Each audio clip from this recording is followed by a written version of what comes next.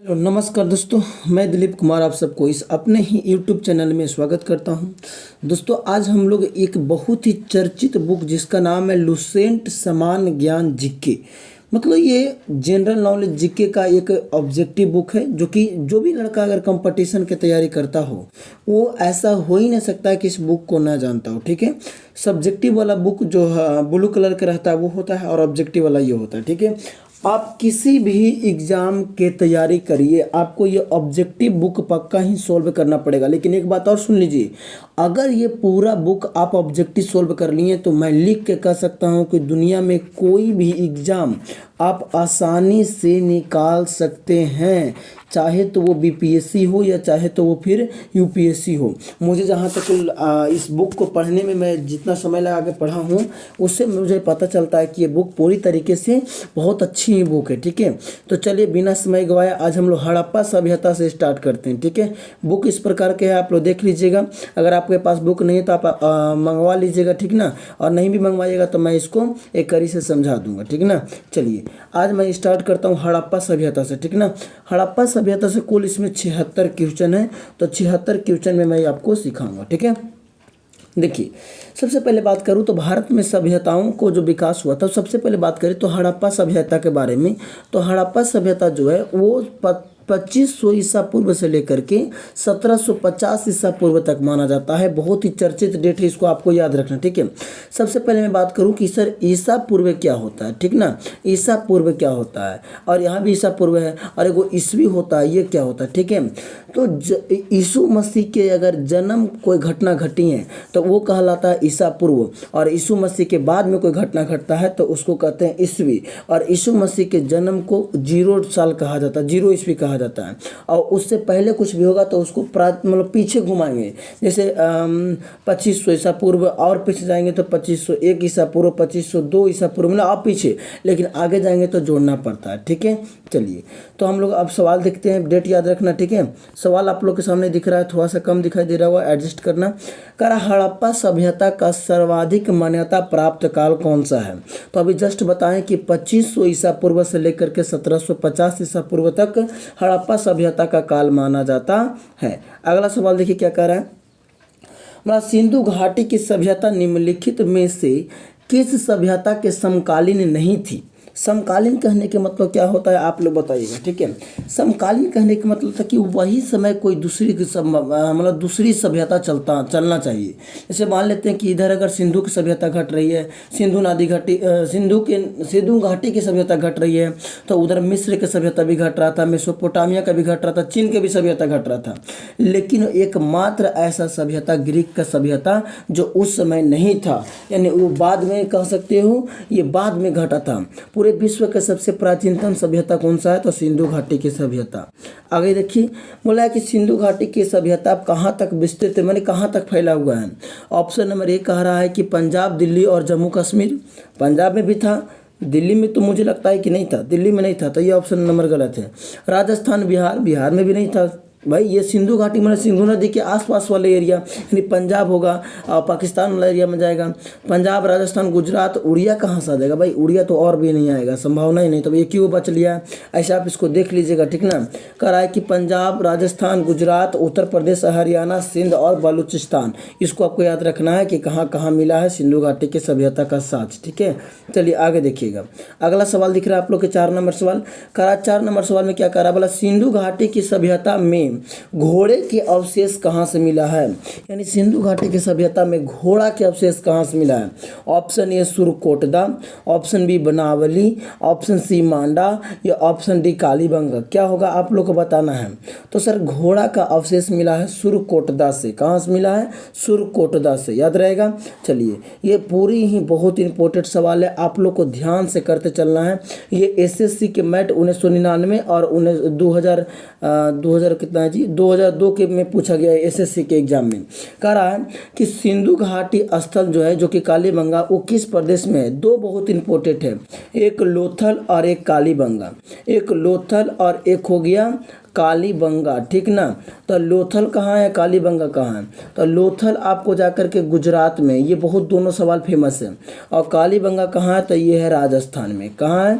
राजस्थान में, ठीक ना। चलिए इसको अगर ठीक करा जाए तो कालीबंगा कहाँ हो जाएगा? राजस्थान में हो जाएगा। अगला सवाल देखिए, क्वेश्चन नंबर 6 क्या कह रहा है। निम्नलिखित में से किस पदार्थ का उपयोग हड़प्पा काल के मोहरों का निर्माण के रूप में किया जाता है? यानी हड़प्पा काल के मोहर का अगर निर्माण कर रहे थे तो उसका उपयोग कर सकते हैं। वह है सेल खड़ी। सेल खड़ी का उपयोग किया जाता था मोहर बनाने में हड़प्पा सभ्यता में, ठीक ना। चलिए आगे देखिएगा, क्वेश्चन नंबर 7 क्या कह रहा है। क्वेश्चन नंबर 7 कह रहा है कि हड़प्पा सभ्यता किस युग की थी? देखिए हड़प्पा सभ्यता में कांसा का खोज किया गया था। किसका खोज किया गया था? कांसा का खोज किया गया था। इसीलिए हड़प्पा सभ्यता को कांस्य युगीन सभ्यता कहा जाता है, ठीक है। आगे देखिएगा, हड़प्पा घाट सिंधु घाटी सभ्यता के लोगों का मुख्य व्यवसाय क्या था? मुख्य व्यवसाय क्या था आप लोग बताना। क्या शिकार था, कृषि था, पशुपालन या व्यापार? ठीक है, आप लोग बताइए इसका आंसर क्या होगा। सही, मैं इसका आंसर आप लोग को जरूर बताऊंगा। तो उसमें व्यापार इसका मुख्य लक्षण था, ठीक है। मुख्य मतलब कि व्यवसाय था। व्यवसाय में होता काम करने से पैसा जिससे आ सकता है, तो व्यापार था, ठीक है। चलिए आगे देखते हैं। अगला, हड़प्पा सभ्यता के निवासी थे, कैसे थे? ग्रामीण थे, शहरी थे, या यायावर खाना बदोश थे, या जनजाति से?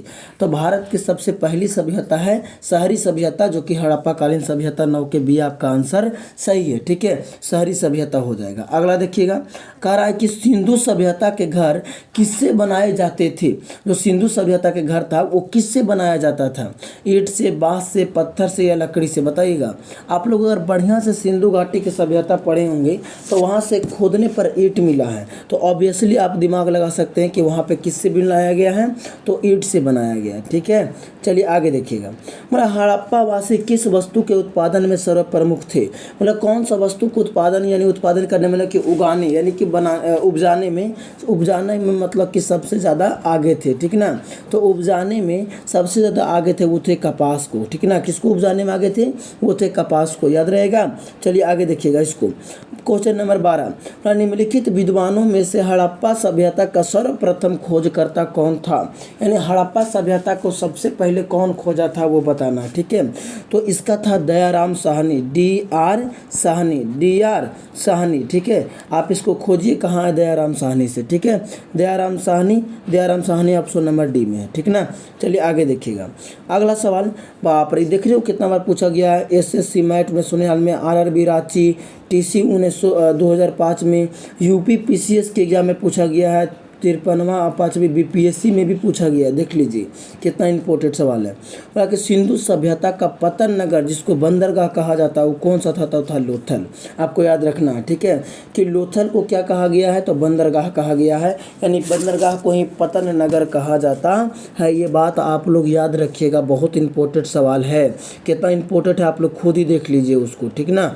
आगे देखिए, मतलब पैमाने की खोज ने यह सिद्ध कर दिया कि सिंधु घाटी के लोग माप और तौल से परिचित थे।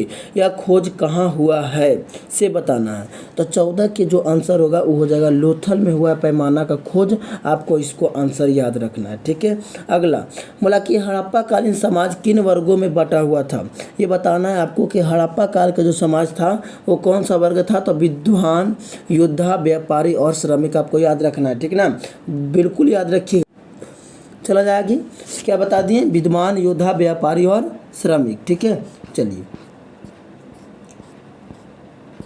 ये तो दो ऑप्शन आपका पहले से उसी का है, ठीक है। इसको देखिए क्या कह रहा है इसे, कह रहा कि सिंधु सभ्यता का सर्वाधिक उपयुक्त नाम, मतलब उपयुक्त कहने के मतलब होता है कि सिंधु घाटी सभ्यता को और बढ़िया से अगर बोलना चाहते हैं तो कौन सा बढ़िया होगा, ठीक है। सिंधु सभ्यता को क्या हम लोग हड़प्पा सभ्यता कह सकते हैं, या क्या हम लोग सिंधु सभ्यता कह सकते हैं, या सिंधु घाटी की सभ्यता कह सकते हैं, या इनमें से कोई नहीं होगा? तो मैं आपको बता सकता हूँ कि सिंधु सभ्यता को ही हड़प्पा सभ्यता कहा जाता है। क्यों? क्योंकि वहाँ पर सबसे पहला स्थल जो मिला था वो हड़प्पा ही मिला था, इसीलिए, ठीक है। चलिए आगे देखिएगा इसको, समझिएगा और सीखिएगा। बोला कि निम्नलिखित में से कौन सा, ये ऐसा ऐसा सवाल यूपीएससी में पूछा जाता है, पक्का पूछा होगा। देखो मैं कहा ना, ये सवाल जो है वो यूपीएससी 2013 में पूछा गया, तो ये सवाल बहुत ही इंपॉर्टेंट माना जाएगा। आप लोग इसको देखिए ध्यान से, क्या कह रहा है, निम्नलिखित में से कौन सा लक्षण सिंधु सभ्यता के लोगों का सही चित्रण करता है? क्या उसके विशाल महल और मंदिर थे? क्या वे देवी देवताओं को पूजा करते थे? बिल्कुल सही है। हमको तो लगता है विशाल मंदिर वाला गलत होना चाहिए। ऐसे एक बार देखते हैं, आगे पहले देखेंगे। क्या वे युद्ध और घोड़ा दोनों खींचे जाने वाले रथ का उपयोग करते थे? हमको तो लगता है ये तीनों का तीनों सही है। ठीक है, आप लोग बताना क्या तीनों सही है। ये घोड़ा का तो खोजना थोड़ा सा मुश्किल लग रहा है, यानी केवल 2 वाला होगा, केवल 2 वाला, यानी ऑप्शन नंबर ए। इसको याद रखना कि वे देवी देवताओं दोनों का पूजा करते थे। ठीक है, चलिए आगे देख रहे हैं। ये सवाल दिख रहा है, बोला हड़प्पा सभ्यता का खोज किस वर्ष किया गया था? तो पहले तो मैं बता दूं, आपको लोग इसका आंसर बताइए कमेंट में, बता। तो कि मैं बताता हूं कि इसका खोज किया था D.R. साहनी, यानी दयाराम साहनी ने इसका खोज किया था। ठीक है, कब किया था? तो 1921 ईस्वी में किया था। ठीक है, ये SSC ग्रेड 2004 वाली एग्जाम में पूछी गई है। अगला देखिए, बोला हड़प्पा सभ्यता के बारे में कौन सी युक्ति सही है? उन्हें अश्वमेघ का जानकारी था, गाय उनके पवित्र, गाय तो उस समय खोजा ही नहीं गया था, तो गाय पवित्र कहाँ से हो गया? ठीक है, बोला कि आगे कह रहा कि उनके पशुपति का सम्मान करना आरंभ किया था, या उनकी संस्कृति समान स्थिर नहीं थी? ये बताना आप लोगों का क्या होगा। तो मैं बता दूं कि उनके पशुपति का सम्मान करना स्टार्ट किया था। ठीक है, आगे चले।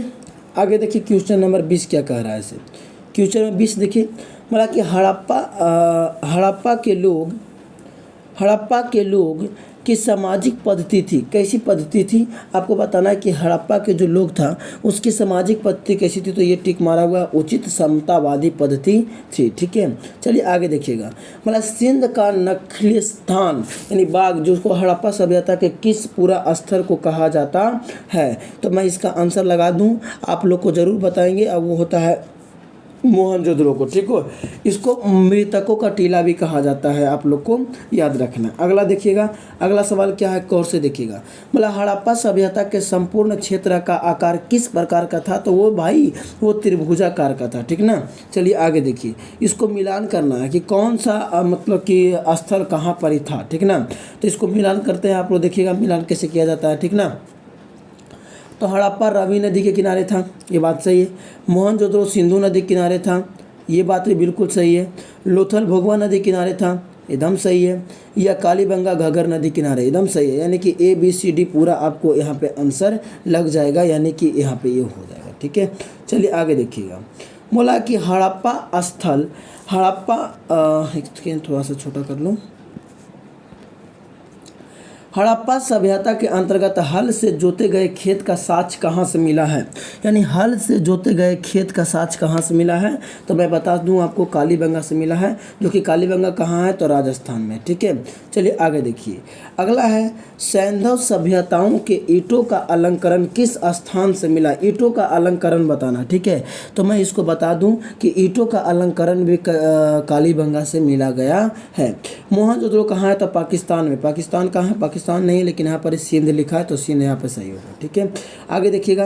मतलब सिंधु सभ्यता में बृहत स्नानागार, नहाने वाला घर, मोहनजोदड़ो में। ठीक है, चलिए ये आप लोग को एक पन्ना पूरा मैं करवा दिया। ठीक है, दूसरा पन्ना भी है, दूसरा तीसरा दोनों है। ठीक ना, तो टेंशन मत लेना, अभी पूरा करवाना बाकी है। ठीक ना, अरे पूरा बहुत ज़्यादा चलेगा, इसके लिए आपको टेंशन नहीं लेना। ठीक ना, चलिए अगर आप लोग वीडियो पर नए हैं, चैनल पर नए हैं, तो चैनल को सब्सक्राइब जरूर कर लो। चैनल को सब्सक्राइब कीजिएगा तो चैनल पर फ्यूचर में आने वाले कोई भी अपडेट आपके पास चला जाएगा। ठीक है, और वीडियो को पूरा देखा कीजिए, और जितना सही होता है आप लोग उतना ज़रूर कमेंट में आंसर दीजिए कि हाँ सर आज मैं 26 सवाल या 25 सवाल किया, 25 में हमको 12 सही हुआ, चाहे 25 में 25 सही हुआ, वो आप लोग ज़रूर कीजिएगा। ठीक है, तो वीडियो को लाइक करके चैनल को सब्सक्राइब जरूर कर लो। और पर डे शाम 6 बजे वीडियो आता है, इसी बुक के वीडियो लगातार चल रहा है, तो आप लोग चैनल को सब्सक्राइब करके रख लीजिए ताकि वीडियो आ जाएगा। ठीक है, आज हमें कहीं जाना है जल्दबाजी में, इसलिए मैं आज वीडियो को यहीं तक रख रहा हूँ। ठीक है, चलो थैंक यू, शुक्रिया।